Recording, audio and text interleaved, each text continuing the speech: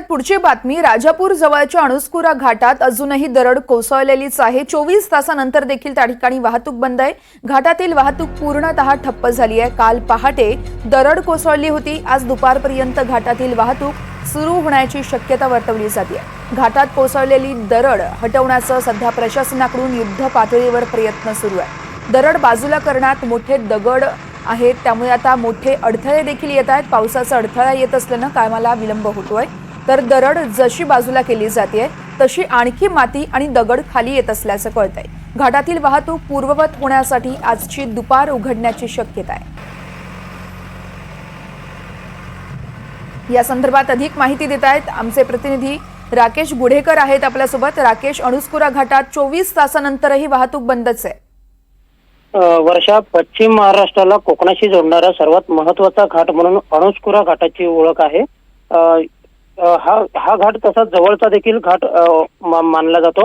मात्र या घाटात काल पहाटे मोठ्या प्रमाणात दरड कोसळलेली आहे आणि ती दरड हटवण्याचे प्रयत्न सार्वजनिक बांधकाम विभाग असेल किंवा प्रशासनाकडून मोठ्या प्रमाणात सुरू आहेत, कालपासून सुरू आहेत। मात्र मोठमोठे दगड आणि माती जी आहे ती रस्त्यावर खाली आल्यामुळे ती हटवण्याचं आव्हान जे आहे ते प्रशासनासमोर आहे। कारण पावसाचा अडथळा आहे, त्याचप्रमाणे जशी दरड बाजूला केली जाते तशी आणखी माती आणि दगड मोठ्या प्रमाणात खाली येत आहेत आणि ते हटवण्याचे प्रयत्न सध्या प्रशासनाकडून सुरू आहेत। काल संध्याकाळपर्यंत वाहतूक पूर्ववत होईल असं सांगितलं जात होतं, मात्र अद्यापही वाहतूक पूर्ववत झालेली नाही।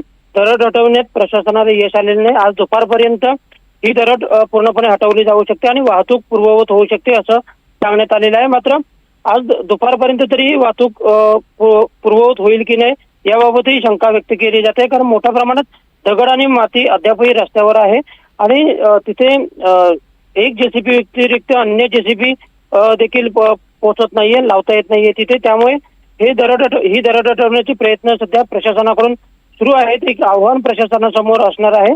त्यामुळे आज दुपारपर्यंत तरी वाहतूक पूर्ववत होते का याकडेच सर्वांचं लक्ष लागलेलं आहे, कारण अतिशय महत्वाचा हा घाट आहे आणि पश्चिम महाराष्ट्राला जोडणारा कोकणाशी जोडणारा सर्वात महत्वाचा घाट म्हणून या घाटाची ओळख आहे। त्याचप्रमाणे घाटामधून वर्दळ देखील मोठ्या प्रमाणात असते आणि कालपासून वाहतूक ठप्प असल्याने प्रशासनाकडून इतर पर्यायी मार्गांचा वापर करण्याचं आवाहन देखील करण्यात आलेलं आहे। त्यामुळे आज दुपारपर्यंत तरी वाहतूक सुरू होईल अशी शक्यता आहे। निश्चितच त्यामुळे घाटातील वाहतूक पूर्ववत होण्यास आजची दुपार उजाडण्याची शक्यता वर्तवली जाते। राकेश, खूप खूप धन्यवाद दिलेल्या माहितीसाठी।